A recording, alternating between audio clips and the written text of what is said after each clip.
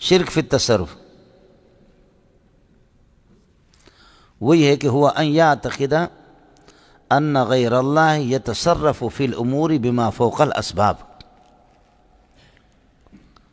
ان غیر اللہ یعتقد ان غیر اللہ یتصرف فی الامور بما فوق الاسباب یا بما فوق العادت، ما فوق العادت غیر اللہ کو تصرف حاصل ہے. سمجھ شریف میں ہے کہ نہیں؟ ایک ما تحت الاسباب ہے. آپ لوگ متوجہ ہیں؟ آپ نے سنا ہوگا اس مسئلے کو، پہلے سمجھا نہیں ہوگا، اب مجھ سے سمجھ لو اس کو.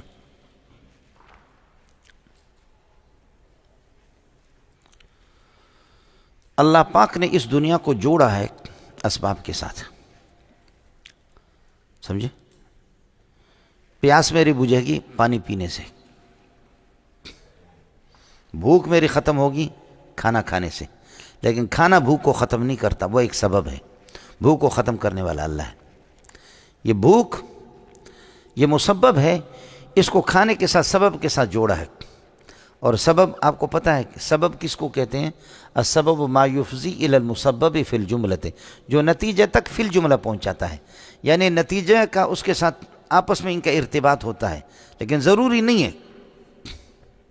ایک آدمی مرا ہوا ہے، شادی کر لی، سو گیا، اور ماشاءاللہ 9 مہینے کے بعد بچہ پیدا ہو گیا، مرا ہوا ہڈیوں کا مجموعہ. دوسرا ہے جڑیں دا پتریاں اٹھ لگو پیو جڑو ہے، ہانے وہ کرے کم کرے پو بھی اولاد کون تھی دے. اتنا کہ اونٹ ہے، سمجھے؟ بالکل ڈاکٹر کہتے ہیں کہ رپورٹ آپ کی صحیح ہے، بیوی کی رپورٹ صحیح ہے، کوئی اولاد نہیں ہو رہی. میرا رب یہ بتاتا ہے کہ مسبب کا اولاد کا ہم بستری پر مرتب ہونا کلی نہیں ہے، یہ کسی کی طاقت پر نہیں ہے. اگر یہ طاقت پر ہوتا تو یہ موٹا، اس کی اولاد زیادہ ہوتی ہے طاقتور، اور وہ جنے دے پترے کہ مرا ہوا ہے، پنکھا ہلتا ہے تو وہ بھی ہلتا ہے، لیکن اس کے بچے درجنوں تک پہنچے ہوئے. لیکن خیال کر لینا، مسئلہ کو سمجھ لینا. آپ نے سنا ہوگا اشاعرہ اور ماتریدیہ، سنا ہے؟ مولانا حضرت اقدس علامہ ابو الحسن اشعری رحمۃ اللہ علیہ، ان کا مذہب صرف اتنا سا ہے، سمجھے؟ دیکھا آپ نے، مولی منظور کی پیاس کو 100% بجھانے والا اللہ ہے، اس پانی کا کوئی دخل نہیں اس میں. یہ پانی صرف علامت ہے اور نشانی ہے کہ اس وقت پیاس بجھے گی، پانی کا اس میں کوئی دخل نہیں. سمجھتا ہے؟ یہ کون کہتا ہے؟ ابو الحسن اشعری.